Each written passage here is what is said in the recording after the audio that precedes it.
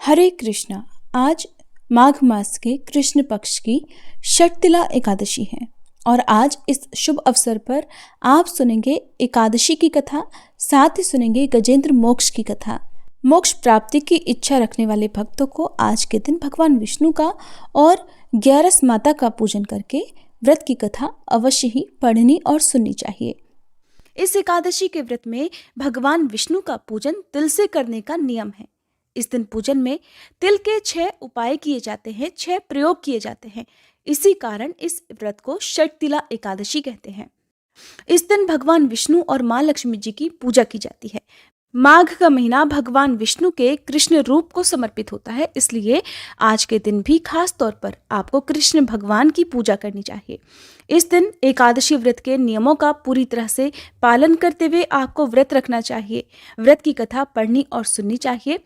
पूजन के अंत में भगवान विष्णु की आरती कर पारण के समय तिलों का दान करना चाहिए। ऐसा करने से ही भगवान की कृपा प्राप्त होती है और सारी मनोकामनाएं भी पूर्ण हो जाती हैं। आइए सुनते हैं षटतिला एकादशी की व्रत कथा और जानते हैं पूजा विधि के बारे में। भगवान श्री कृष्ण के श्रीमुख से एकादशी व्रतों का महात्म्य सुनकर श्रद्धा पूर्वक उन्हें प्रणाम करते हुए धर्मराज युधिष्ठिर ने कहा, हे केशव, आपके श्रीमुख से एकादशियों की कथाएं सुनकर मुझे असीम आनंद की प्राप्ति हुई है। हे मधुसूदन, कृपा कर अन्य एकादशियों का महात्म्य सुनाने की भी कृपा करें। तब भगवान श्री कृष्ण मुस्कुराते हुए धर्मराज से कहने लगे, हे धर्मराज, अब मैं माघ मास के कृष्ण पक्ष की षटतिला एकादशी व्रत की कथा सुनाता हूँ, ध्यान पूर्वक सुनो। एक बार दालभ्य ऋषि ने पुलत्स्य ऋषि से पूछा, हे ऋषि श्रेष्ठ, मनुष्य मृत्युलोक में ब्रह्म हत्या आदि महापाप करते हैं और दूसरों के धन की चोरी और दूसरों की उन्नति देखकर ईर्ष्या रखते हैं। ऐसे महान पाप मनुष्य क्रोध, ईर्ष्या, आवेग और मूर्खता वश करते हैं और बाद में शोक करते हैं, पछताते हैं कि हाय, ये हमने क्या किया। हे महामुनि, ऐसे मनुष्यों को नरक से बचाने का क्या उपाय है? कोई ऐसा उपाय बताने की कृपा करे जिससे कलयुग में ऐसे मनुष्यों को घोर नरक से बचाया जा सके, अर्थात उन्हें नरक की प्राप्ति न हो। ऐसा कौन सा दान पुण्य है जिसके प्रभाव से नरक की यातना से बचा जा सकता हो? हे मुनिवर, कृपा कर इन सभी प्रश्नों का हल आप कृपा पूर्वक बताइए। तब दालभ्य ऋषि की बात सुनकर पुलत्स्य ऋषि कहने लगे, हे मुनिश्रेष्ठ, आपने मुझसे अत्यंत गूढ़ प्रश्न पूछा है। इससे संसार के मनुष्यों का भला होगा। जिस रहस्य को देवराज इंद्र आदि देवता भी नहीं जानते, वही रहस्य अब मैं आपको अवश्य ही बताऊंगा। माघ मास आने पर मनुष्य को स्नान आदि से शुद्ध होना चाहिए और इंद्रियों को वश में करके काम, क्रोध, लोभ, मोह, ईर्ष्या तथा अहंकार आदि से सर्वथा बचना चाहिए। पुष्य नक्षत्र में गोबर, कपास, तिल मिलाकर उपले बनाने चाहिए और इन उपलों से 108 बार आहुति देनी चाहिए। जिस दिन मूल नक्षत्र और एकादशी तिथि हो, तब अच्छे पुण्य देने वाले नियमों को ग्रहण करना चाहिए। स्नान आदि नित्य कर्मों से देवों के देव भगवान श्री हरि का पूजन और भजन कीर्तन करना चाहिए। एकादशी के दिन अपनी सामर्थ्य के अनुसार फलाहार या निर्जल रहकर उपवास रखें, रात को जागरण और हवन करें। अगले दिन यानी कि द्वादशी तिथि को धूप, दीप, नैवेद्य, तुलसी दल से भगवान श्री हरि की पूजा अर्चना करें और उन्हें फलों का या तुलसी दल, पंचामृत का भोग लगाएं। उस दिन भगवान विष्णु को आप पेठा, नारियल, सीताफल, पान, सुपारी सहित अर्घ अवश्य दें। इसके बाद उनकी स्तुति करें कि हे जगदीश्वर, आप निराश्रितों को शरण देने वाले हैं। आप भवसागर में डूबे हुओं का उद्धार करने वाले हैं। हे कमल नयन, हे मधुसूदन, हे जगन्नाथ, हे पुंडरीकाक्ष, आप श्री लक्ष्मी जी सहित मेरे इस अर्घ को स्वीकार कीजिए। इसके बाद ब्राह्मण देवता को आप अपनी सामर्थ्य के अनुसार तिलों से भरा हुआ घड़ा और वस्त्र, दान, दक्षिणा, भोजन इत्यादि जरूर दें। अगर संभव हो तो ब्राह्मणों को गऊ और तिल का दान करना चाहिए। इस प्रकार मनुष्य जितने तिलों का दान करता है, उतने ही सहस्त्र वर्ष स्वर्ग में वास करता है। इस दिन तिलों का इन 3 प्रकार से प्रयोग अवश्य ही करना चाहिए। तिल से स्नान, तिल का उबटन, तिलोदक, तिल का हवन, तिल का भोजन और तिलों का दान। इस प्रकार 6 रूपों में तिलों का प्रयोग ही षटतिला कहलाती है। इससे अनेकों प्रकार के पाप नष्ट हो जाते हैं। ऐसा कहकर पुलत्स्य ऋषि ने कहा, अब मैं एकादशी की कथा सुनाता हूँ। एक बार नारद जी ने भगवान श्री हरि से षटतिला एकादशी का महात्म्य पूछा। वे कहने लगे, हे प्रभु, आप मेरा प्रणाम स्वीकार करें। नारायण नारायण प्रभु, षटतिला एकादशी के उपवास का क्या पुण्य प्राप्त होता है? उसकी क्या कथा है? कृपा कर मुझसे कहिए। नारद जी की प्रार्थना सुनकर भगवान श्री हरि कहने लगे, हे नारद, मैं तुम्हें प्रत्यक्ष देखा सत्य वृतांत सुनाता हूं, ध्यान पूर्वक सुनो। बहुत पहले मृत्युलोक में एक ब्राह्मणी रहती थी। वह सदा व्रत उपवास किया करती थी। एक बार वह 1 महीने तक उपवास करती रही, जिससे उसका शरीर बहुत दुर्बल हो गया। वह अत्यंत बुद्धिमान थी, फिर भी उसने कभी देवताओं और ब्राह्मणों के निमित्त अन्न आदि का दान नहीं किया।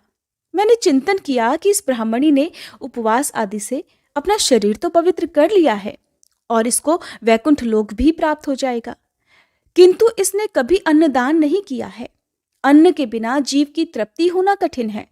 ऐसा चिंतन कर मैं मृत्युलोक में गया और उस ब्राह्मणी से अन्न की भिक्षा मांगी, जिस पर ब्राह्मणी कहने लगी, हे योगीराज, आप यहाँ किस लिए पधारे हैं?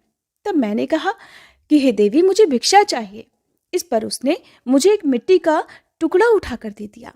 मैं उस मिट्टी के टुकड़े अर्थात पिंड को लेकर ही स्वर्गलोक को लौट आया। कुछ समय बीतने पर वह ब्राह्मणी शरीर त्याग कर स्वर्गलोक को आई।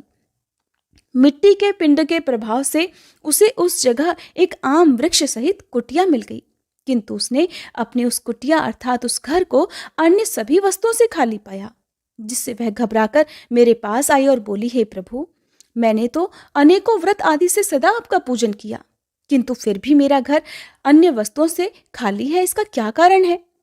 तब मैंने उससे कहा कि हे ब्राह्मणी, तुम अपने घर जाओ और जब देव स्त्रियां तुम्हें देखने आए तब तुम उनसे षटतिला एकादशी व्रत का महात्म्य और उसका विधान पूछना। जब तक वह ना बताएं तब तक द्वार मत खोलना। प्रभु के ऐसे वचन सुनकर वह अपने घर गई और जब देव स्त्रियां आई और उससे द्वार खोलने के लिए कहने लगी, तब ब्राह्मणी ने कहा, अगर आप मुझे देखने आई हैं तो पहले मुझे षटतिला एकादशी का महात्म्य बताइए। तब उनमें से एक देव स्त्री ने कहा, यदि तुम्हारी ऐसी ही इच्छा है तो ध्यान पूर्वक सुनो, मैं तुमसे एकादशी व्रत और उसका महात्म्य विधान सहित बताती हूँ। जब उस देव स्त्री ने षटतिला एकादशी का महात्म्य सुना दिया, तब उस ब्राह्मणी ने भी द्वार खोल दिया। देव स्त्रियों ने ब्राह्मणी को सभी स्त्रियों से अलग पाया। उस ब्राह्मणी ने देव स्त्रियों के कहे अनुसार फिर षटतिला एकादशी का उपवास किया, जिसके पुण्य प्रभाव से उसका घर भी धन धान्य से भर गया। अतः हे धर्मराज, मनुष्यों को अज्ञान को त्याग कर षटतिला एकादशी का उपवास अवश्य ही करना चाहिए। इस एकादशी व्रत को करने वाले को जन्म जन्म की निरोगता प्राप्त हो जाती है। इस उपवास से मनुष्य के सभी पाप नष्ट हो जाते हैं। इस दिन व्रत रखने से जहां शारीरिक पवित्रता और निरोगता प्राप्त होती है, वहीं अन्न तिल आदि का दान करने से धन धान्य में बढ़ोतरी होती है। इससे यह भी सिद्ध होता है कि मनुष्य अपने जीवन में जो जो और जिस जिस वस्तु का दान करता है, शरीर त्यागने के बाद उसे फल भी वैसा ही प्राप्त होता है। इसलिए धार्मिक कार्यों के साथ साथ हमें दान पुण्य जैसे कर्म अवश्य ही करने चाहिए। अब सुनिए गजेंद्र मोक्ष की कथा। प्राचीन समय की बात है। द्रविड़ देश में एक पांडव वंशी राजा राज्य करते थे, जिनका नाम था इंद्रद्युम्न।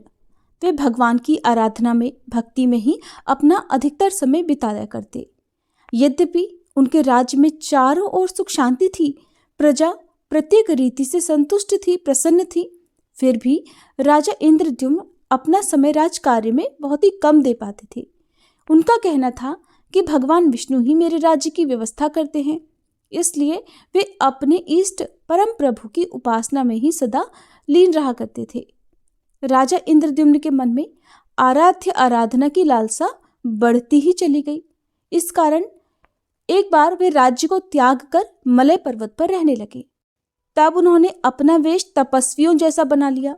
सिर के बाल बढ़कर जटा के रूप में हो गए थे और वे निरंतर परब्रह्म परमात्मा की आराधना में तल्लीन रहते। उनके मन और प्राण भी श्री हरि के चरण कमलों में मधुकर बने रहते। इसके अलावा उन्हें जगत की कोई भी वस्तु नहीं सुहाती थी। उन्हें राज, कोष, प्रजा तथा पत्नी आदि किसी प्राणी या पदार्थ की स्मृति ही नहीं होती थी, किसी की भी याद नहीं आती थी। एक बार की बात है, राजा इंद्रद्युम्न प्रतिदिन की तरह स्नानादि से निवृत्त होकर सर्वसमर्थ प्रभु की उपासना में लीन थे। उन्हें बाहरी जगत का कुछ भी ध्यान नहीं था। संयोग से उसी समय महर्षि अगस्त्य अपने समस्त शिष्यों के साथ वहां पहुंच गए, लेकिन न पाठ्य, न अर्घ्य, न स्वागत। मौन व्रती राजा इंद्रद्युम्न परम प्रभु के ध्यान में निमग्न थे, जिस कारण महर्षि अगस्त्य क्रोधित हो गए और उन्होंने क्रोधित होकर राजा इंद्रद्युम्न को शाप दे डाला कि इस राजा ने गुरुजनों से शिक्षा नहीं ग्रहण की है और अभिमानवश परोपकार से निवृत्त होकर यह मनमानी कर रहा है। ऋषियों का अपमान करने वाला ये राजा हाथी के समान जड़बुद्धि है, इसलिए इसे घोर अज्ञान में हाथी की योनि प्राप्त हो। महर्षि अगस्त्य भगवत भक्त इंद्रद्युम्न को ये शाप देकर वहां से चले गए। राजा इंद्रद्युम्न ने भी इसे श्री भगवान का मंगलमय विधान समझकर प्रभु के चरणों में सिर रख दिया। क्षीराब्धि में 10 सहस्त्र योजन लंबा, चौड़ा और ऊंचा त्रिकुट नामक पर्वत था। वह पर्वत अत्यंत सुंदर और श्रेष्ठ था। उस पर्वतराज त्रिकुट की तराई में ऋतुमान नामक भगवान वरुण का क्रीड़ा कानन था। उसके चारों ओर सुंदर दिव्य वृक्ष सुशोभित थे। वे वृक्ष सदा ही पुष्पों और फलों से लदे रहते थे। उसी क्रीड़ा कानन ऋतुमान के पास में पर्वत श्रेष्ठ त्रिकुट के गहन वन में हथिनियों के साथ अत्यंत शक्तिशाली और अमिट पराक्रमी गजेंद्र रहा करता था। एक बार की बात है, गजेंद्र अपने साथियों सहित प्यास लगने के कारण बहुत व्याकुल हो गया था। वह कमल की गंध से सुगंधित वायु को सूंघकर एक मन को लुभाने वाले विशाल सरोवर के तट पर जा पहुंचा। गजेंद्र ने उस सरोवर के निर्मल, शीतल और मीठे जल में प्रवेश किया। पहले तो उसने जल पीकर अपनी प्यास बुझाई, फिर उसी जल में स्नान कर उसने अपनी थकान दूर की। इसके बाद उसने जल क्रीड़ा आरंभ कर दी। वह अपनी सूंड में जल भरकर उसकी फुहारों से हथिनियों को स्नान कराने लगा। तभी अचानक गजेंद्र ने सूंड उठाकर चिल्लाना शुरू कर दिया। पता नहीं किधर से एक मगर ने आकर उस गजेंद्र का पैर पकड़ लिया था। गजेंद्र ने अपना पैर छुड़ाने के लिए अपनी पूरी ताकत लगा दी, लेकिन उसका वश नहीं चला। मगर के मुंह से उसका पैर नहीं छूट पाया। अपने स्वामी गजेंद्र को ग्रहग्रस्त देखकर हथिनियां, कलभ और अन्य जो गज वहां पर थे वो सभी व्याकुल हो गए। वे सूंड उठाकर चिंघाड़ने और गजेंद्र को बचाने के लिए सरोवर के भीतर बाहर दौड़ने लगे। उन्होंने पूरा प्रयास किया, लेकिन सफल नहीं हो पाए। वस्तुतः महर्षि अगस्त्य के शाप से राजा इंद्रद्युम्न ही गजेंद्र हो गए थे और गंधर्व श्रेष्ठ हुहु महर्षि देवल के शाप से ग्रह हो गए थे। वे भी अत्यंत पराक्रमी थे। दोनों के बीच इस प्रकार संघर्ष चलता रहा। गजेंद्र खुद को बाहर खींचता और वह मगर गजेंद्र को भीतर खींचता। सरोवर का निर्मल जल उनकी खींचातानी से गंदला हो गया। कमल दल क्षत विक्षत हो गए। जल के अंदर रहने वाले जल जंतु व्याकुल हो उठे। गजेंद्र और ग्रह का ये संघर्ष 1 सहस्त्र वर्ष तक चलता रहा। वे दोनों जीवित ही रहे। यह दृश्य देखकर देवगण चकित हो गए। अंततः एक दिन गजेंद्र का शरीर कमजोर पड़ गया। उसके शरीर में शक्ति और मन में उत्साह नहीं रहा, किंतु जलचर होने के कारण ग्रह की शक्ति में कोई कमी ही नहीं आई। उसकी शक्ति बल्कि और बढ़ गई। वह नवीन उत्साह से और अधिक ताकत लगाकर गजेंद्र को पानी के अंदर खींचने लगा। असमर्थ गजेंद्र के प्राण अब संकट में पड़ गए। उसकी शक्ति और पराक्रम का अहंकार चूर चूर हो गया। वह पूरी तरह से निराश हो गया। किंतु पूर्व जन्म की निरंतर भगवत आराधना के फलस्वरूप उसे भगवान की स्मृति हो आई। उसने निश्चय किया कि मैं कराल काल के भय से चराचर प्राणियों के शरण्य सर्वसमर्थ प्रभु की शरण ग्रहण करता हूँ। इस निश्चय के साथ ही गजेंद्र मन को एकाग्र कर पूर्व जन्म में सीखे श्रेष्ठ स्तोत्र द्वारा परम प्रभु की स्तुति करने लगा। गजेंद्र की स्तुति सुनकर सर्वात्मा सर्वदेव रूप भगवान विष्णु प्रकट हो गए। गजेंद्र को पीड़ित देखकर भगवान विष्णु गरुड़ पर आरूढ़ होकर अत्यंत तेजी से उस सरोवर के तट पर जा पहुंचे। जब जीवन से निराश और पीड़ा से छटपटाते गजेंद्र ने हाथ में चक्र लिए गरुड़ पर विराजमान भगवान विष्णु को तीव्रता से अपनी ओर आते देखा तो उसने कमल का एक सुंदर पुष्प अपनी सूंड में लेकर ऊपर उठाया और बड़े कष्ट से कहा, नारायण, हे जगत गुरु, हे भगवान, आपको नमस्कार है। गजेंद्र को इस प्रकार पीड़ित देखकर भगवान विष्णु गरुड़ की पीठ से कूद पड़े और गजेंद्र के साथ उस ग्रह अर्थात मगरमच्छ को भी सरोवर से बाहर खींच लाए और तुरंत ही अपने तीक्ष्ण चक्र से ग्रह का मुंह फाड़कर गजेंद्र को मुक्त कर दिया। ब्रह्मादि देवगण भी श्री हरि की प्रशंसा करते हुए उनके ऊपर स्वर्गिक पुष्पों की वर्षा करने लगे। सिद्ध और ऋषि महर्षि पर ब्रह्म भगवान विष्णु का गुणगान करने लगे, जय जयकार करने लगे। ग्रह दिव्य शरीरधारी हो गया। उसने श्री विष्णु के चरणों में सिर रखकर प्रणाम किया और भगवान विष्णु के गुणों की प्रशंसा करने लगा। भगवान विष्णु के मंगलमय वरद हस्त के स्पर्श से पाप मुक्त होकर अभिशप्त हुहु गंधर्व ने प्रभु की परिक्रमा की और उनके त्रैलोक्य वंदित चरण कमलों में प्रणाम कर वह अपने लोक को चला गया। भगवान विष्णु ने गजेंद्र का उद्धार कर उसे अपना पार्षद बना लिया।